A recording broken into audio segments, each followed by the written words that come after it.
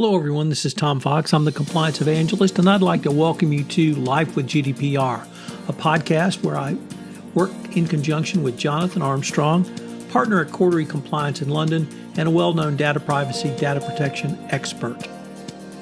However, first, as you know, the Compliance Podcast Network is always expanding, and I'm looking for new podcasts.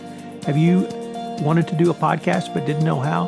Take a listen to our sponsor this week, One Stone Creative. If you are enjoying this show, you might enjoy hosting your own. As an expert in your field, you have skills, knowledge, and insight that can help you expand your practice, meet new people, and create amazing content to share with the world. In as little as 2 hours a week, you can dramatically change how you promote, fill, and position your business. And One Stone Creative can show you how. Learn more at onestonecreative.net. Life with GDPR is a part of the Compliance Podcast Network. Hello, everyone. Tom Fox back again with Jonathan Armstrong, partner at Quarterly Compliance in London, for another episode. As we are turning up here indeed tomorrow on the first anniversary of the implementation or go live of GDPR, I thought it would be good for Jonathan and I to take maybe a look back at where we have come over the past year. So, Jonathan, first of all, welcome and thanks for taking the time to visit with me today. Well, thank you, Tom. Thanks for the invitation. Yeah, and you're right. GDPR certainly got off to a pretty substantial start in its first year. We've been taking a look at some of the metrics, some of the numbers from different authorities. We're in the middle of almost a reporting season where regulators are saying what they've been up to, how many staff they've got, what their backlogs are like, etc., etc. Considerable increases in staffing levels across some of the data protection authorities.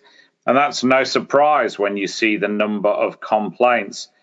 The European Data Protection Board, sometimes called the EDPB, this body that tries to coordinate data protection activity around the EU. It's not a regulator in its own right. It's a coordination body.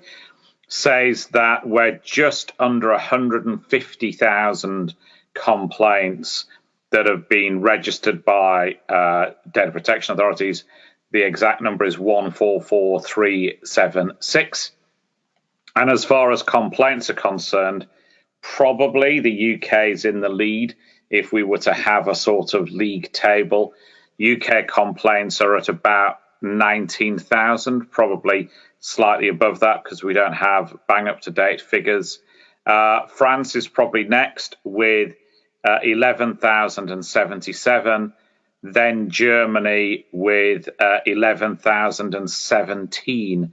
So a little bit like a couple of World Cups ago, France is just pipping Germany there. Netherlands is about 10,000, but even relatively small countries like Finland and Belgium are hitting high-ish numbers as well. Finland's just under 10,000, Belgium just over 7. So there's clearly a lot of complaints running around the system, and some of those have been accepted as cross-border complaints, what are called IMI complaints. There are about 600 of those in March, and they're disproportionately with a relatively small number of authorities to deal with: Luxembourg, Ireland, the UK, because Netherlands probably added to that list, because a number of US corporations run their EU operations from those locations, and these tend to be cross-border complaints, usually against the big e-commerce operators or big internet platforms. So a high number of complaints, and the chair of the EDPB is saying that about 950 of these complaints have reached the courts so far, and they can reach courts either because an individual says that the DPA hasn't taken action, or they can, in some cases, there are direct rights to complain to a court, for example, if data subject access rights haven't been complied with, and we've talked about that in earlier podcasts. So on the complaint side, it's pretty healthy. I wondered if you wanted some data breach stats as well, Tom. Absolutely. So you'll remember that there's an obligation to report a data breach to a regulator. Usually you have to do that within 72 hours. And there have been 89,271 breaches across the EU, according to the EDPB. I personally wonder if that's not a low figure. We know, for example, that the Netherlands alone had almost 21,000 in 2018, so 20,881.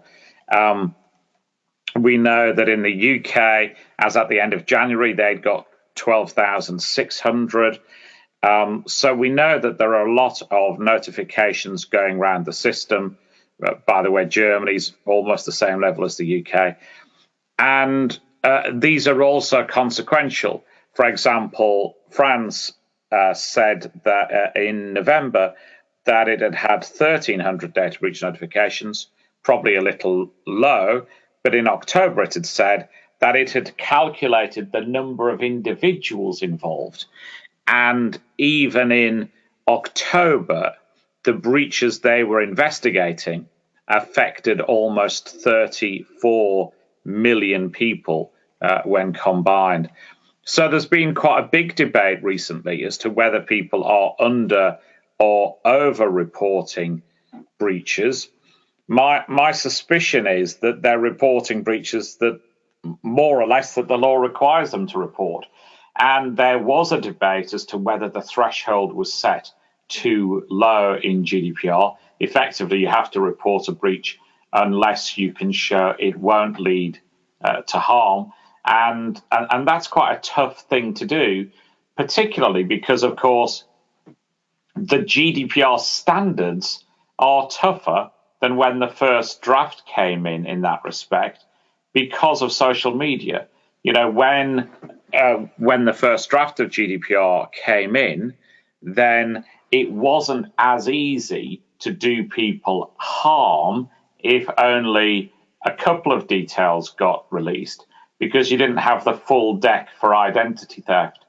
But now with social media and the fact that's more prevalent, people post their, you can work out people's mother's maiden name, their date of birth, etc., from social media. It doesn't take much to get that extra point of data that enables identity theft to take place. And possibly in recognition of that, we've seen quite a lot of fines in the security breach arena. Even relatively small authorities like North Rhine-Westphalia. You'll remember that in Germany there's it's Länder by Länder, so local authority, not local authority. Even somewhere like NRW has brought 33 fines. The Netherlands has taken action against 298 organisations who've reported data breaches. And so, we know that enforcement is up. Italy, particularly, has also seen a lot of enforcement as well. So as I say, quite a big year in terms of the metrics.